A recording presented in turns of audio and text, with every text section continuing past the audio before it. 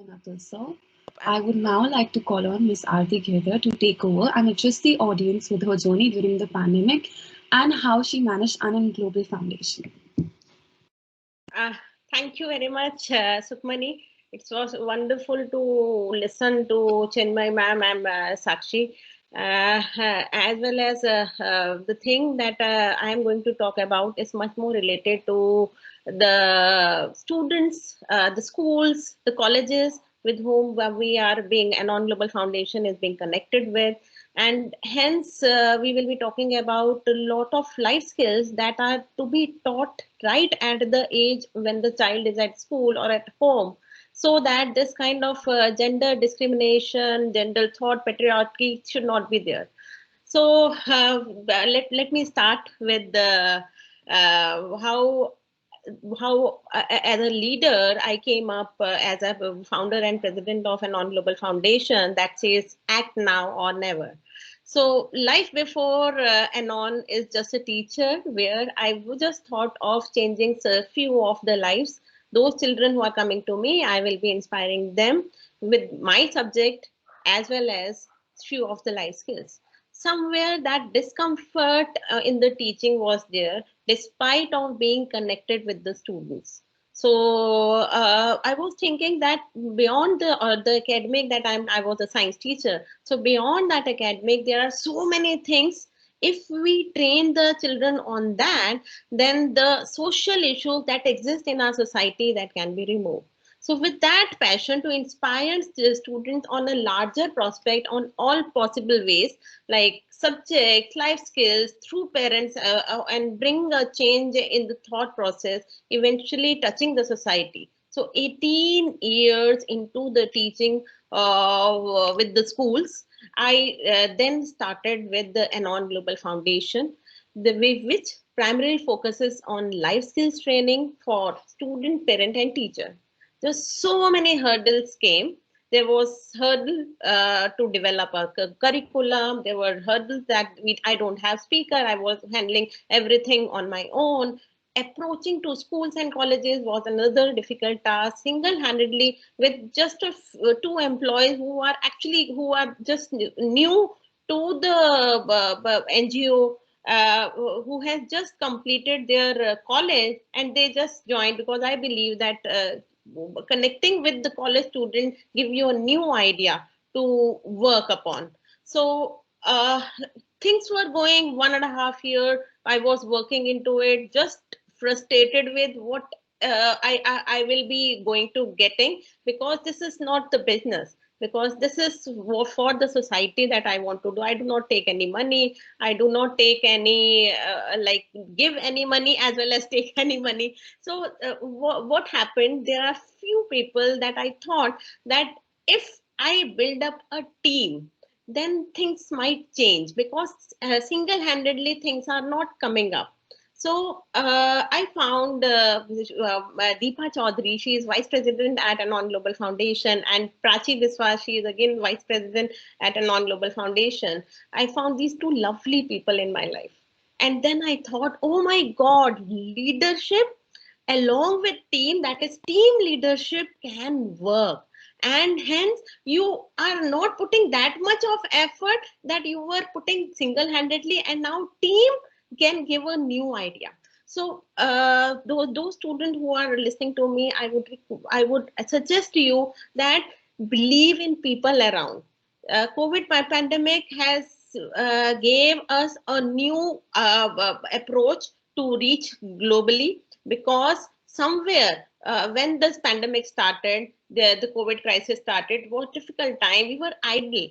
Earlier, we used to go to school and colleges and to conduct the session, but once this COVID started, so we were idle for at least 2 months. We started with food drive. We became so sympathetic, changing our shift from teaching to cooking. Then we have few volunteer families who are cooking at their home. Then we are serving this food to the people who need the food. Somewhere this has made I realize that people are ready to help. Anyway, money, effort, knowledge, everything, people are ready to work. because before pandemic, there were so much of money-minded people I have found. But after the pandemic, I have seen so many beautiful people, and few of the accomplished that we have done is the appreciation from schools, getting some top-notch schools like DPS, GIIS, Queen's Mary Convent, GD Goenka, Aravali International, JPNet. There are n number of schools that have come up because we are now as a team leaders who are working for the benefit of the society. So somewhere when we started with the food drive, passion for teaching again started wandering me, and accepting that we need to live with corona, we started online trainings. These online training were a boon for us because as soon as we started these online trainings, we have 20 plus speakers who collaborated with YWC, with Anon Global Foundation, to contribute in the possible way, because Anon believed not in money donation but in knowledge donation, and hence people came forward that I want to give my knowledge. So somewhere we were our idea to inspire society was quite different, and hence we found beautiful people. We have all sort of people from law, from there were doctors, there were educationists, there were school principals who started coming and joining us. So COVID is an opportunity. We started with internship at pan India level, where we train the students on life skills, and this is for schools as well as undergraduate students. Then reaching out at global level, like universities like LPU, Itihari, Nepal. So all these is possible because of the COVID that has come. It's an opportunity. So it's all belief. For 2 months we were sitting idle, we have nothing to do, but we were thinking, okay, what to do? Okay, let's make food. Then something happened. Why? Because we have started realizing, believing in people that they want to help. They don't want to help with money, but they want to help and share with their knowledge. So big jump in our recognition came when we collaborated with YWCA of India. There is a project that is COVID Crisis Response Initiative project of World YWCA, and there were expectations, and we tried to give the outcomes for this. There are the change in the thought process, so that topics like anger management, stress management, resilience, and then mind training, all these topics, we started making people realize what life is. Life is not all about money, but life is about interacting with others, understanding others, sympathy, empathy, whatever you feel like. Start communicating, though you are you are isolated, but still there are ways and means to connect with people, and that is what the best solution for the mental health is. So ELETS came as a partner with us, and award for the initiative for mental health education in schools and colleges we received.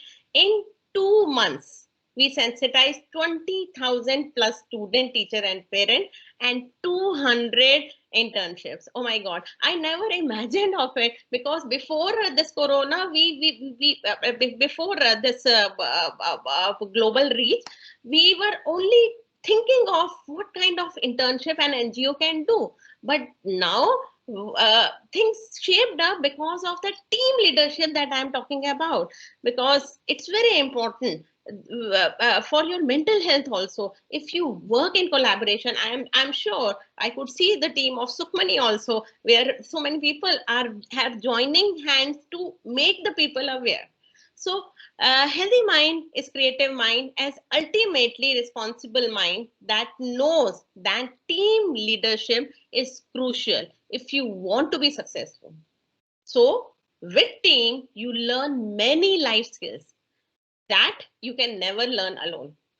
So few of the tips that I want to give is communicate well. Never be negative about people around, whatever, because you cannot change the people. You can change yourself. Have good communication with yourself and about others also. Close the loops. It's very important. like there are many 90% of the people, what they believe in their is their core thought, negative thought, that okay, I will not be talking to the other because this and this thing happened, and we never confronted the other person that this is the problem that I am suffering from, and then the other person can talk further. So the problem, the mental health that we are talking about, we're talking like the corona has made people isolated, and hence lot of self talk, and most of the time it is seen, so a lot of self negative talk. So this talk can be resolved with closing the loops, talking. For example, you are at home, you are making food and kids do not like it. What you do, you get frustrated that every time I am making the food and you are not liking. But the how to close the loop, ask them what the problem is, why you are not liking, the reason behind, go and try yourself. So this is how you are working on the problem and you are closing the loop. In the same way, offices, we tend to ask our employee to do one thing, but we do not actually explain what our expectations is. And as a result, when work come, and then we feel disappointed and angry, stressed, and everything develop. So closing loop is very, very important. Next thing that I want to say is learn to forgive. People may comment, people may feel, you are also feeling guilty at many times. So it's very important to forgive the things that are disturbing you, because when we are talking about life skills, it's not anything that is already you are studying in academics. It's the way you live, the way you interact with people. You will understand that you have to forgive the thing. You cannot forget, but you need to forgive the thing, and hence you have to move on. Next thing that I want to say is never argue. Listen, write, explore, but if there is no point in arguing the thing with a person that is not ready to listen. If a person is ready to listen, it's fine. But if the person is not ready to listen, there is no need to argue, because somewhere when we are arguing, we are increasing our energies, negative energies, and hence frustrating ourselves only. Most of the time you must have seen people gossiping about each other, and then at times they find that actually they are wasting their crucial time into all these gossiping, and hence making bad stories for themselves only. So it's very important, not never argue. And the motto of life should be like what I believe. I started with the thinking that I should always be happy. Whatever circumstances are there, I will always be happy. And hence, I could see everything very happier. The environment very clean, though the room is messy, doesn't matter. I can't see because I have changed my perspective, my thinking about things going negative around. And this gives you a wonderful feeling of being you, being leader, being a team leader. So it's very, very important how you think what life is all about. So I feel like that has you must have understood what I mean to say about life skills. Life skills are not taught in school the way they should be. This is only how you are living in your life, and then you are understanding how to communicate, how to forgive, how to be happy. So motto of life: be happy, and try to put a mask of happiness, and ultimately you will be able to achieve that. Fine. Thank you very much.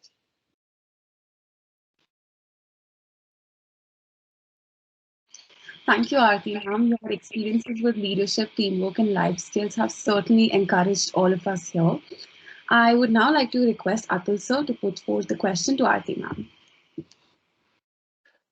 Thank you, Ms. Arti, for this wonderful speech, especially the way you talked about how life skills should be inculcated as part of the general ecosystem of life rather than as part of this educative dissemination agencies. Yeah. So I'd gone through your profile, and gender sensitization was a major part of your institution's educational agenda, and I believe that is something which should be which should acquire a lot of prominence in our education ecosystem, because we are we are like severely lacking in it. For example, if you remember the Nirbhaya case, there was this interview of Mukesh, the main culprit, by a BBC journalist. I expected to see a psychopath, a troubled person, but what I what I actually saw was a normal person who felt entitled to do such a thing just because she wasn't adhering to his concept of femininity. So it is something which is deep rooted in our cultural psyche. This objectification, this toxic, you know, toxicity surrounding what masculinity is and what femininity is. So gender sensitization is one of the fundamental issues we as a society should tackle. And how do you go about it from a practical point of view? Because I'm very curious Yeah. to know, since Yeah. I am also part of an education ecosystem. Thank Uh, you. yeah. Thank you, Atul. A wonderful question. Yeah. With listening your question, I just remember one of the session in the school where we are conducting the gender sensitization session on with class 8, 6th, 7th, 8th students. We gave them some props, and we told them to put it according to what girls can do, what boys can do. And believe me, 15 student mix of boys and girls were there. Nobody came forward to me and said, ma'am, these both can do. What can I do? These kids, they keep on coming. Artistic girl, beautiful girl, strong boy. So what we are doing? So with the help of education, gender sensitization in Education Institute can create awareness among children, parent, and other member of the community about their roles in future as men and women in the society. It's very, very difficult. I feel somewhere our education system is helpless in making the child to understand that task is task. And it do not define that it is a male task or a female task, but our kids, uh, it was a very, very different experience. And I repeated the same session in the other school also, and there also line of 20 students, nobody came forward, ma'am, both can do. So this is what these kids are thinking right from their childhood. Moreover, this is the power of education that can make a great social change in society at large. Presently, gender and women studies have become the main subject of study at a higher level of education. It is also included in the syllabus of teacher education so that pupil teacher can learn how to deal with issues related to gender sensitization in the smooth manner. Thus, all the possible concern should be made by educational institute to promote gender equality in education, assess learning the process and educational outcomes. As we know that our society is rigid, as Sukmani ma'am has said, as well as this Sakshi ma'am has said. I think Sakshi ma'am, yeah. As we know that our society is rigid, it is difficult to make changes in the mindset of people. Both of speakers have said the same thing that I am repeating, because we all have different stories to frame about mindset. Therefore, government should introduce more welfare schemes for female to make them self-independent. Each educational institute of school should take initiative to understand the gender related issues and to sensitize its concerned staff, teacher, school, society for the women equality. There should be some relevant content on gender equality in textbooks. The teacher should promote the respect of the girl and women in the classroom environment and outside from the school. It starts from home only. Okay, my son will go to the market. So this is what we need to, this future generation should need to understand. My child should go to market. Which child? It's ask them who want to go. It's their will who want to go. So moreover, government should also introduce new programs and also make ensure the proper implementation of policies and strategies that ensure the gender equality, and also control all the concern related to malpractices towards gender in the society. So society changes with each individual taking a step forward. I'm sure you agree. If you want to change, you should not see the society. If the society is changing, then I'll be changing. So this is the problem over here also. When we see, okay, people are throwing garbage, let me also throw the garbage. Why not to start from you? It begins from each and every household setting. Examples of partnership in families. It will begin with each parent taking a stand of not dividing gender roles. The problem starts from the beginning when parents give dolls and kitchen set to girls and cars to boys. This and car, in fact, guns to boys. This discrimination of pink and blues should end at the root level to bring a change at large. This equality is difficult to achieve, but if 10 people change and they further change 10 more, it will be like a chain reaction and we will see some visible changes for sure. It is not impossible. I am possible. So things are possible. So everyone hearing me right now, please start the change from today. Educate people around you, your maid, your driver, your neighbor. Maybe you make one person change and that in turn changes 10 more. So we need to put effort without thinking what others are putting the effort or not. I hope you have understood. I have incorporated everything, every person around you from the beginning the child is born till the age you are working. So everything I have tried to cover. Yeah. Oh, yes. I mean, the first step should obviously start from the home Yeah. so that it can spread outward. But then again, considering our population demographic, there are like large swaths of rural spaces out there in which it will be very hard from a practical point of view to penetrate and convey these kind of ideas. But then again, it has to start somewhere, and I'm Maybe glad that you are training a maid and the maid goes to that yeah, her hometown and she will train the other people. So this is of how. course, of course, and I'm glad that people like you are taking such initiatives so that it starts. The thoughts start somewhere. Yeah. Wonderful, thank you. Thank you. Ma'am, Aarti ma'am wanted to add something on leadership, so ma'am, you may feel free.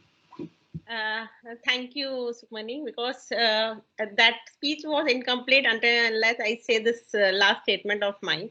I have seen in this panel discussion about adaptive leadership.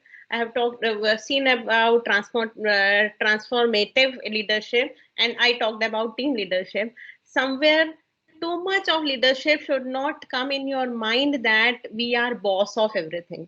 So it's very important. There is a lot of difference between boss and leader. Leader is the community that you are bringing up, and boss will always remain alone. So it's very important, be a leader, work with society and achieve the success. If you are boss, you are always frustrated, you are always arguing, you are always dissatisfied with life.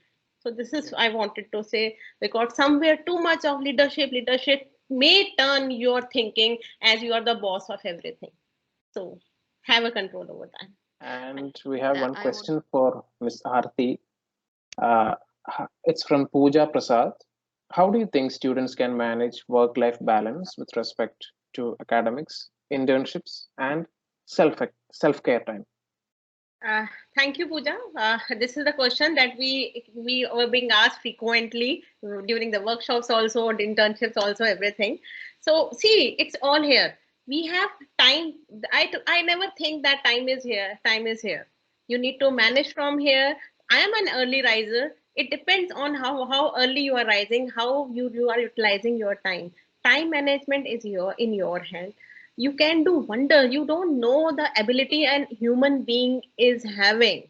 The moment you just practice it, we always talk about 21 days practicing same thing so that you develop an habit. So it's very, we have so many students who have their exams, 12th exams also, who are our interns, and now they are actually saying that since our exam is there, but still we want to do content writing and everything for you, because somewhere they are motivated from inside that they want to work for society, and that is how they are managing their time also. So I am an early riser. I do not take rest in the afternoon. So it's my training that I'm able to manage the time and everything in that schedule. Everybody is getting 24 hours.